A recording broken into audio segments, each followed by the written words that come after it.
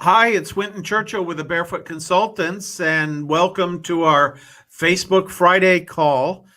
Today, we're going to talk a little bit about how you can improve the quality of your recommendations and use that to accelerate your ability to work online as a freelancer.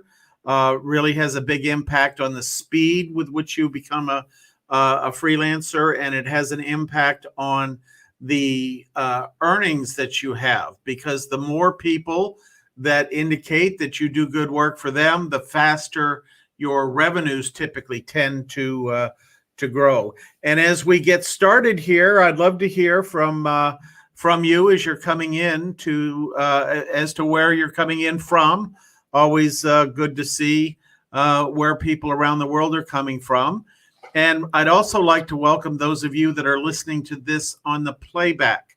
And so a good many of the folks that listen to this during the week, not live, ask questions, and we're happy to answer those questions in the chat area during the week. So even if you're watching this after the live broadcast, happy to take any questions on that. And that will appear. We'll either answer publicly if it's a general question that might be of interest to people. I see there's Christopher coming in.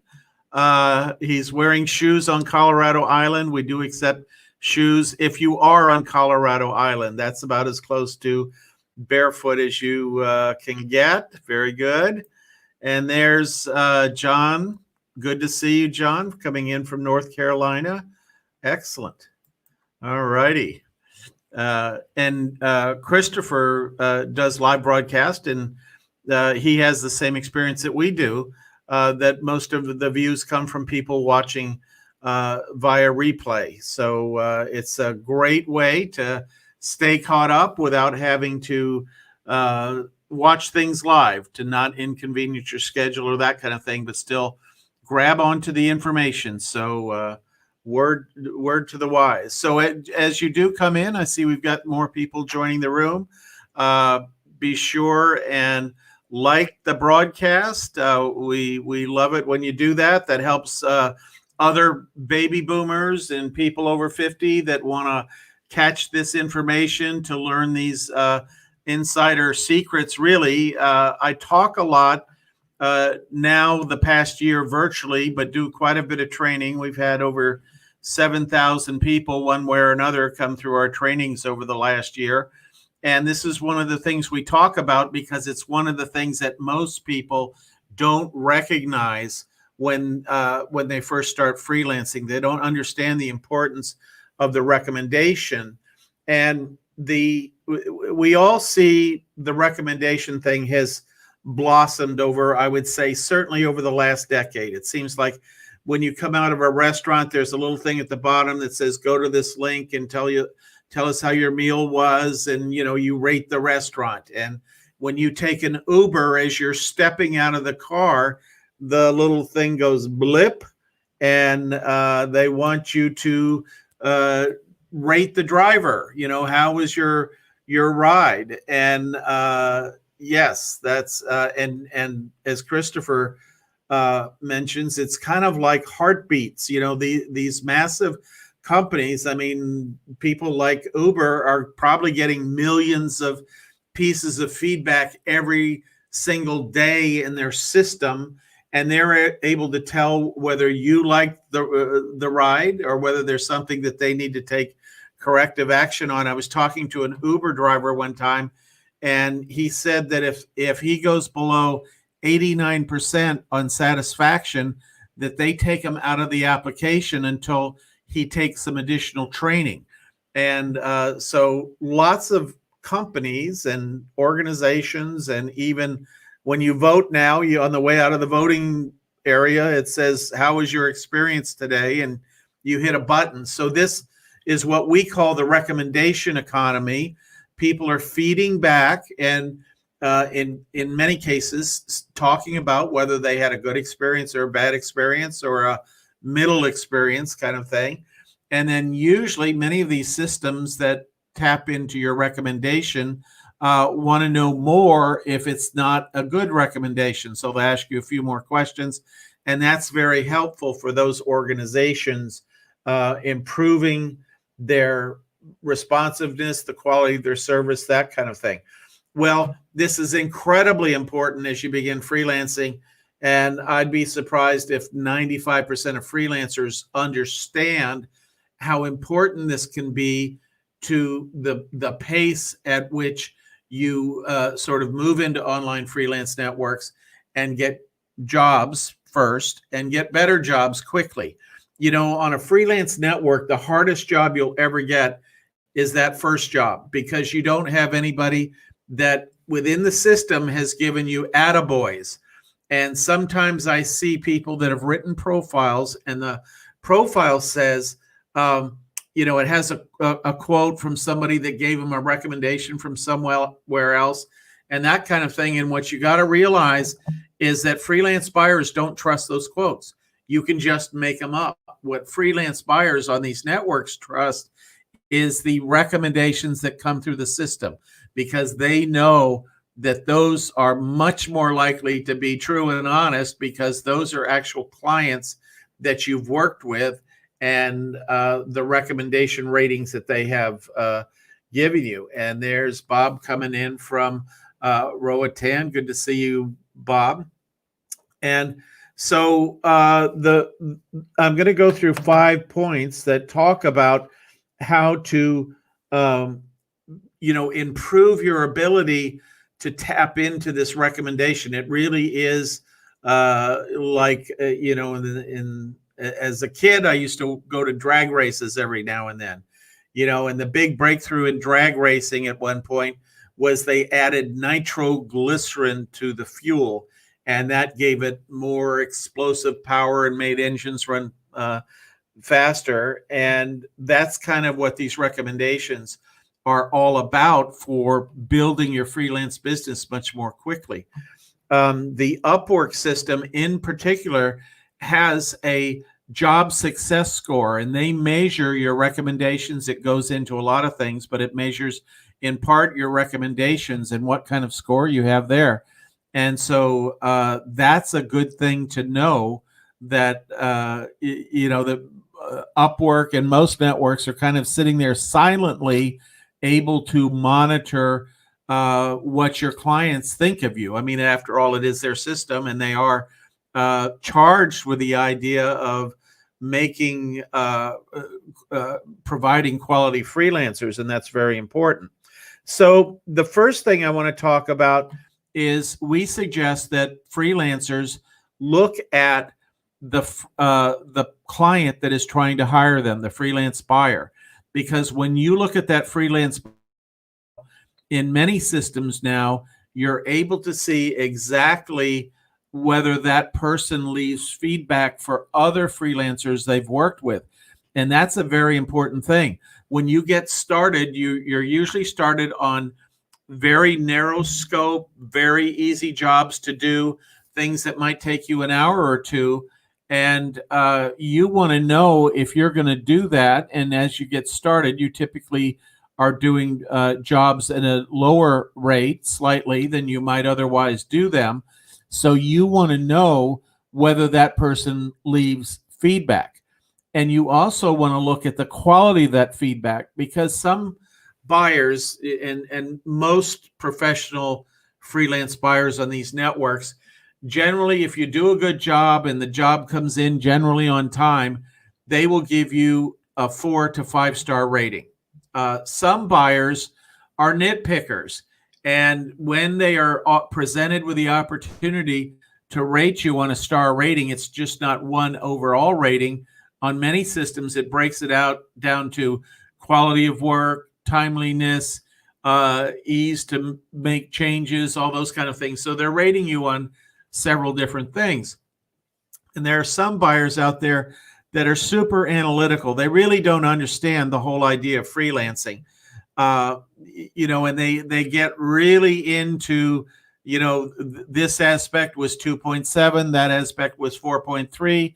And you really want to avoid those kind of buyers. They're they tend to be hypercritical. You want to see and work for freelance buyers that give good ratings, good scores to people, and aren't nitpickers. Everybody is. Sometimes it happens that something is unavoidably late. If it's chronic, your buyer is justified in giving you a low score. But if you're a day late on something and you give them advance notice that because of circumstances beyond your control, this is going to be late, that usually doesn't work against you. But if you're working for that same client and everything you turn in comes in 2 days late and you don't give them any advance notice, then that's justified in doing that. The next thing I want to talk about is that in order to get a good recommendation rating, it's always good to provide intermediate results for your client. And this is a little bit hard to understand. We see a lot of freelancers that come to our program have often tried to do this on their own, and they don't really understand what's happening and why they're not getting good recommendation ratings. And I'll say, I remember talking to somebody that had written an article, and the article had a description of what they wanted, the buyer wanted, and the person wrote the article. It was about a 7-day deadline, so they had 7 days to write the article. They wrote the article. They thought exactly the way the buyer had described. And then when the time to turn the article in came, they sent the article in. And the buyer was fairly critical, said this is not really what I wanted, and that kind of thing. And the mistake that the freelancer made is they didn't provide intermediate results for the buyer. They didn't let the buyer tune in to the project, because the simple fact, this is one of those things that fits into the categories, the map is not the territory. The job description the buyer posted, no matter how good, typically doesn't tell you what the buyer truly wants. And many freelance buyers give good job descriptions and they get pretty close, but you need to provide intermediate results on the project in order to get the buyer's feedback along the way so that you wind up where the buyer wants to wind up when you deliver the ultimate end product. Now, in this case, it was an article. So what the buyer or the freelancer should have done differently is when they got the job, 7-day job after the first day or two, they should send back their outline for the article. Here's my outline. Take a look at this. Is this kind of where you want me to go with this? And then the buyer might come back and say, move this, change that kind of thing. And that's perfectly acceptable. That's great. And you get feedback and you adjust. Yeah, there's this idea of feedback is the breakfast of champions is a popular quote in the culture. And it's really true. And your buyer really appreciates it because most of them know in their heart that they, when they go online to spec out a job, that they don't do it very well or they don't do it as completely as they want, and then therefore they don't get the results they want from that. So that's quite the truism.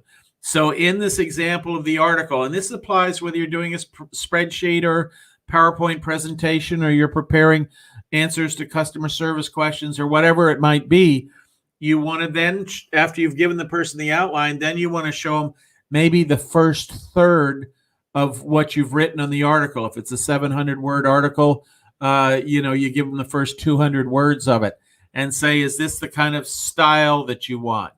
And then if that's okay, then you might go write the closing of the article because you have the outline. In many cases, the closing of the article is very important to the freelance buyer because that usually encourages somebody to take action or join a mailing list or just go further into the website. So that's what you want to pop in there. So that would be a very good thing is to show the conclusion, and the buyers signed off on the opening or maybe made a few suggestions for changes. The buyers signed off on the closing. They've also signed off on the outline. And now you go in and finish the article and give them the final draft. And that's yet another time when the buyer can look at that and say, yeah, this is what I want. I mean, that's usually what they say when you followed that process. They might say, could you change this sentence here, or substitute this word here, or move this paragraph before that one? But usually the changes are relatively minor.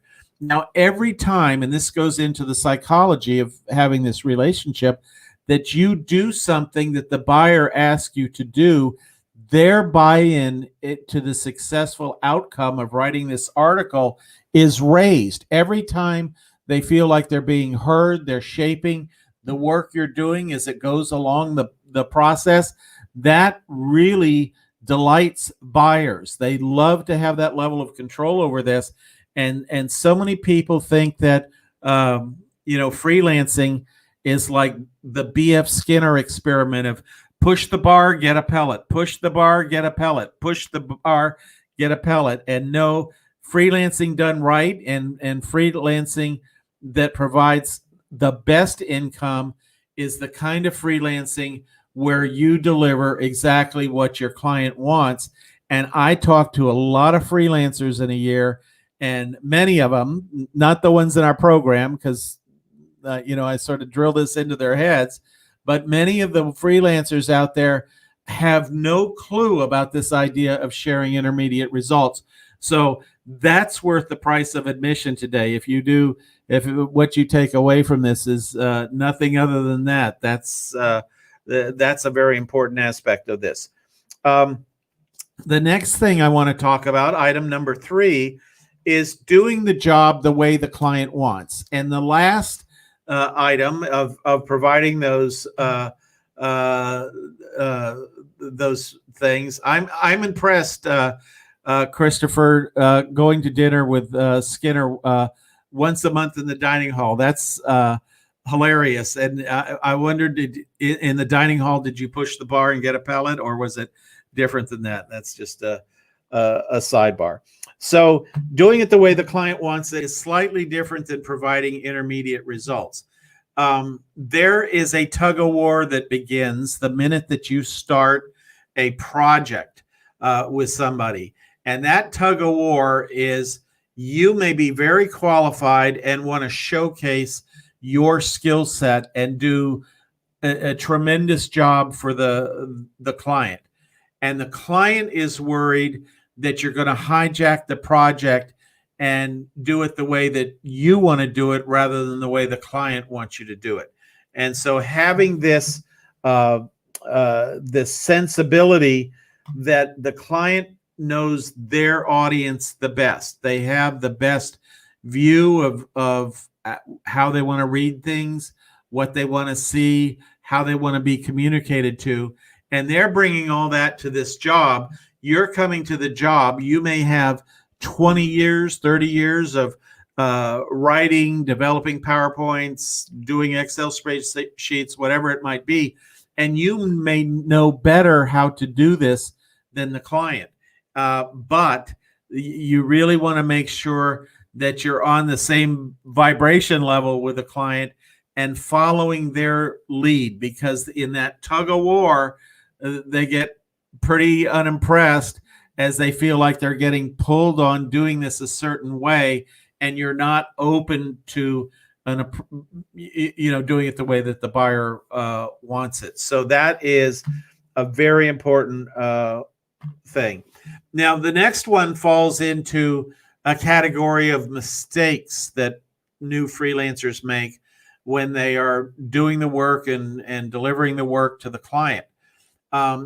Many times your client will express delight with what you're doing, and they might say, gee, you really know how to do a good job on this. And sometimes freelancers jump into a conversation of, well, if this works out, I could do this for you, and I could do this other thing. And I also have skills in this area and that area. and that is a recipe for not getting a good recommendation rating. And that's really important to understand, is that you're not getting that true that closure on the completion of the work and the complete satisfaction of the buyer on that job. And this is a hard thing to describe because, how do we describe when we're in complete satisfaction about anything, whether it's an Uber ride or a trip to the grocery store or whatever it might be? But when you feel it, you know it. When you go to the grocery store, you find everything you're looking for. You might find a few things you didn't know you were looking for, but you're delighted that you found them because that's going to make the things you cook at home even better, or whatever it might be. And that is what we want to do here, is get that feeling of this freelancer. You do a great job. You work with me. You keep me informed along the way. If there's a schedule delay or a problem with one aspect of the project, you let me know right away. And the person stays focused on the job till the job is done. And that is the appropriate time after you've completed the job, after they've given you the rating. They're kind of at a peak of their satisfaction, and only after those things have happened to reach that peak is it a good time to suggest other work. It's very good to suggest other work. In fact, in our training programs, we called this the golden moment. And if you miss the golden moment by 10 minutes, it can have disastrous results if you ask too early, and it can have tremendous results if you ask a little bit later. 10 minutes before, 10 minutes after, world of difference. The fifth thing that I want to talk about is this whole idea of offering the buyer at the bonus. And I've talked about this on this call before, so I'll shorten the story so those of you that have heard it before can get to the point. But there is some research done on how people tip in a restaurant. And one of the things that they learned is, if memory serves, because this was written up in marketing circles about 25 years ago. And this is when the mint came with the delivery of the check. When the wait person brought over your check at the end, they'd stick a little mint in there. Well, they tried it both ways, with a mint, no mint. And it worked out that when the mint was in there, that the tip was usually about 17% larger than it was than when no mint is in there.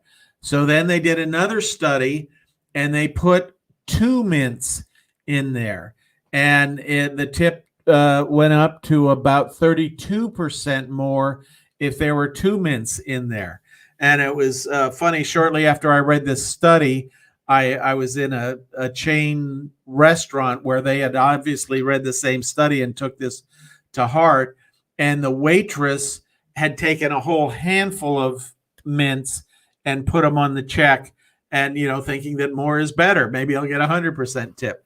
And it didn't pan out that the more you add, the bigger the tip. But it does show, yes, as Christopher says, you hit them at that peak of satisfaction. That's what's happening. So how does that translate to the world of freelancing? Very clever. Christopher is a comedian as well. I don't know if he is professionally, but he's certainly a lot of fun to be around. So he's quite the wit. So I'll give you 3 examples of how you can create the mint. And one of those is you can offer a warranty. Now you might say, well, what's a warranty?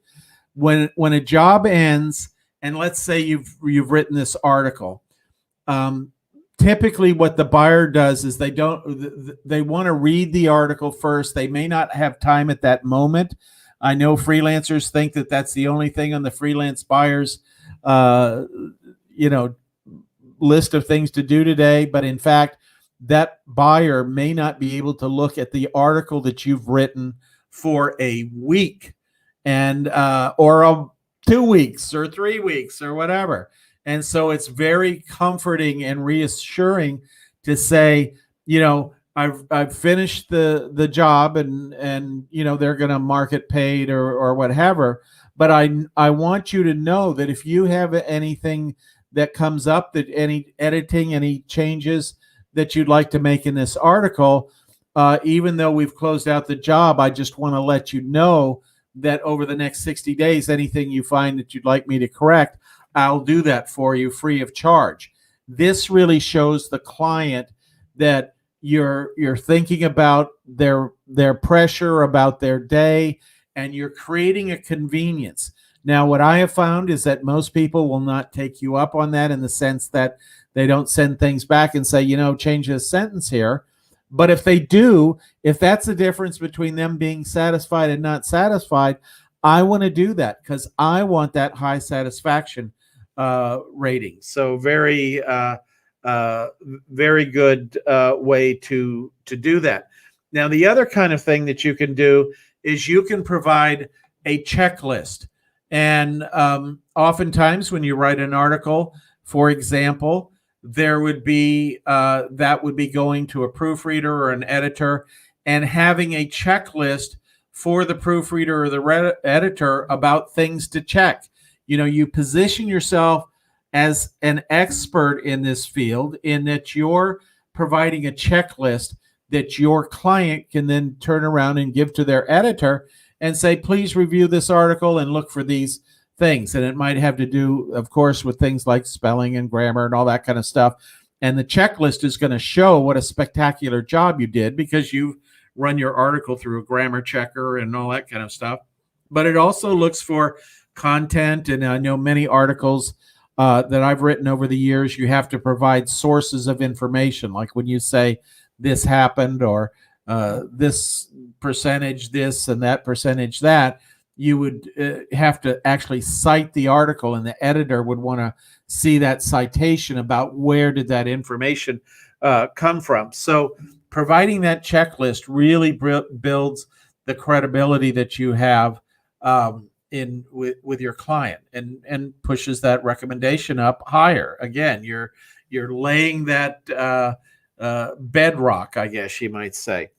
And then the other thing would be to provide something like an article or a podcast, or a link to a podcast that relates to the work that you did together, that you think the buyer might find interesting. You'd say, dear Charlie, based on our conversation while working on this article, I think you might like this YouTube video.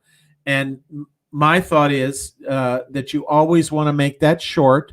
There's always a YouTube video out there that's 2 hours long that might talk about exactly what you want to talk about.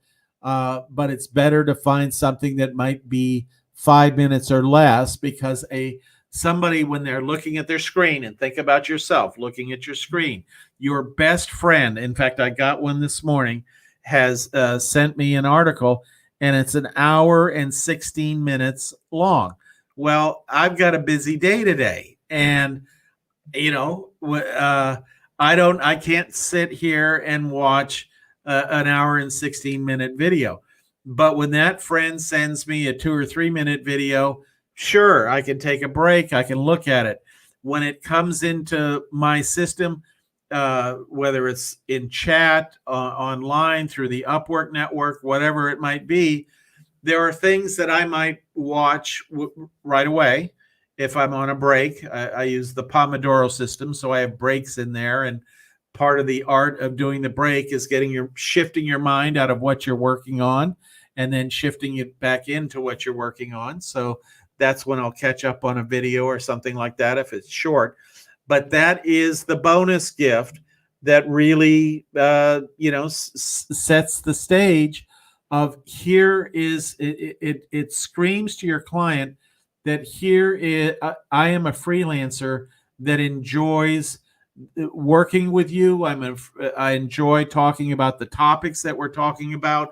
I share your interest in these things that I've written about, and that is a very positive feeling that you want to transmit to that client. And if you're not doing that, you're missing an opportunity to have them say, that freelancer I just worked with was really switched on. They did a great job. They did the intermediate results. They took my input, and I could see that reflected as the project unfolded. And at the end there, they left the equivalent of a mint on the table. And I like working with that person. And so these are the things that boost your skill set and or your recommendation rating. And Christopher says here that there are new software programs that can assist you in finding the keywords within videos. Yes, those are very good programs. We use a system like that in our Speak English, Get Paid program, and it's very helpful. In that program, as in our freelance program, for each of those programs, we do a weekly live call, or in some cases, it's a recorded interview or that kind of thing in the Speak English program. But yes, for somebody to find that information, to be able to type in a keyword and go to it, that's fabulous. And those systems have come along now to the point where they're much easier to use than they were even 6 months ago, and much easier to install and dump all your content in. And that's great. And there's this sense that you can use that to find videos, but having that one short video that touches on the conversation you may have had with the client, or the back and forth in email or chat, I like to suggest that you do that as a handcrafted item, where what you talked about, they know what you talked about, and it's worth spending a little time to get that best little snippet. And as Christopher points out, that's one of the things that these software programs can assist you in finding, and something that certainly will be a feature of YouTube at some point in the future.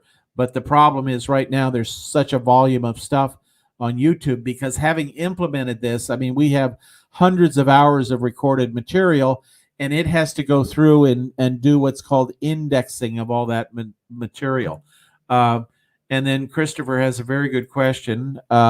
Would you recommend Loom videos with a screen share and your lovely face in the corner? Yes, and you have hit on a very interesting topic. We're all living in this virtual world, and if I send somebody a link to an article, they read the article and they have to do the work to figure out how it might relate to my comments or something like that. But when you send a Loom video and they're able to see your face there's just a whole set of circuits in their brain that light up and are engaged, and they've actually tracked this kind of thing on PET scans and that kind of thing, that when a human being sees a face, a lot more of their brain activity or the brain activity raises. And the reason it raises is when we look at a face, our brain starts making all kinds of judgments, decisions. Is this person friend or foe?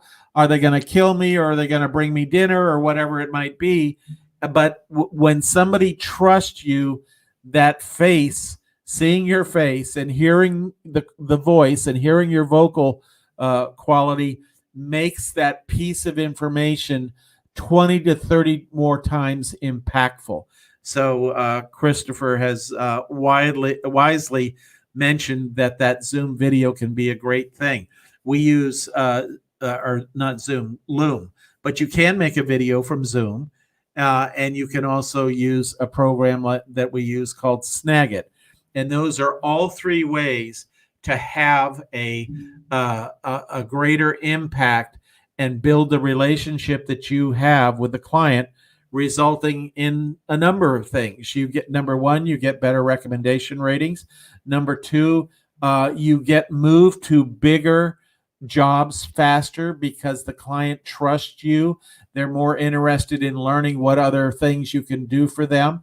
And most freelancers, when they go on networks, think that freelancing is all about sort of what I would call one and done jobs. You know, somebody's hiring you, you do that job, and then you go find another job.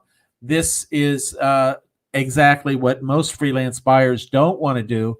They are using freelance networks to go in and find people that they can use on a regular basis over time, on multiple assignments over years in many cases, to satisfy a need they have in their business. So it helps you get moving faster to the bigger and better jobs, and it helps cement that relationship that you have with that buyer. And frankly, there's nothing much more rewarding as a freelancer than working for somebody who appreciates you. They appreciate your depth and breadth of experience, which you can't possibly communicate in that first job. It comes from working over time with that person on multiple different projects, usually of increasing scope. And that's a very important concept to grasp. And, you know, so many people that work freelance just don't pay any attention to this recommendation thing. So very important to pull that together. So I'm getting a little message that says we have a little communication problem on this thing, the StreamYard, but it looks like it's cleared itself now. It might be going in and out a little bit on our public Facebook group, but it looks like our private Facebook group and YouTube are doing just fine. So if there is any dropout on the public Facebook video, usually the recording is good. It's just the transmission where the problem was. So if anybody's got any questions, I'm happy to take any of those. I appreciate when you like this, so we can share it with other people. The more you like, the better Facebook lifts the gate and lets the horses out. They figure out that we're not preaching some crazy stuff or trying to solve the pandemic problem or something like that. So happy to take any of those questions you might have, and happy, especially if you're listening to this on the playback, happy to make those answer those questions that come in after this, because recommendation is so important as you go forward.